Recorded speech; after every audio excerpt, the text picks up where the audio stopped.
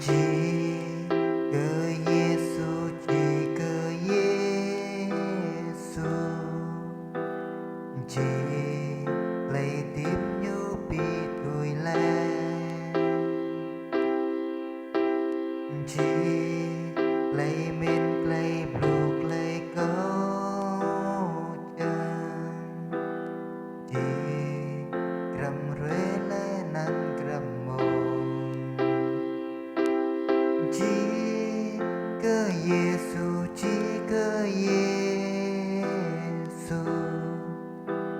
chỉ cầm rễ lên năn cầm mồm. Chỉ cơ Giêsu, chỉ cơ Giêsu, chỉ cầm rễ lên năn cầm mồm. Chỉ cơ Giêsu, chỉ cơ Giêsu,